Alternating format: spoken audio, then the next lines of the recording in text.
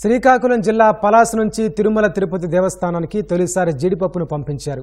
జీడిపప్పు తీసుకెళ్తున్న వాహనాన్ని మంత్రి అచ్చెన్నాయుడు, ఎమ్మెల్యే గౌతు శిరీషతో కలిసి కేంద్ర మంత్రి రామ్మోహన్ నాయుడు జెండా ఊపి ప్రారంభించారు. టీటీడీకి జీడిపప్పు సరఫరా చేసేందుకు పలాసకు చెందిన వ్యాపారి సంతోష్ టెండర్ దక్కించుకున్నారు. పరిశ్రమ నుంచి టీటీడీకి మొదటిసారి జీడిపప్పు పంపించడం చాలా ఆనందంగా ఉందని సంతోష్ తెలిపారు.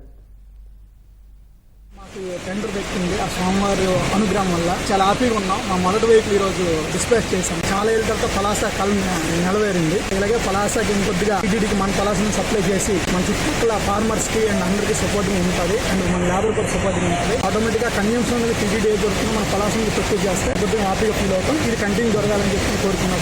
రోజుకి 3 టన్స్ రిక్వైర్మెంట్ టీటీడీకి ఉంది. వాళ్ళు టెండర్ ద్వారా ప్రొక్యూర్ చేస్తారు. ఎవ్రీ 3 months 4 months టెండర్ ఉంటుంది. దాన్ని బట్టి మళ్ళీ మనం బిడ్డింగ్ వెళ్ళిన తర్వాత దాన్ని బట్టి మళ్ళీ మన ఆప్షన్ తీసుకుని మళ్ళీ మన పలాసకు వచ్చి ఇచ్చేయాలి. క్వాంటిటీ ఇచ్చారు.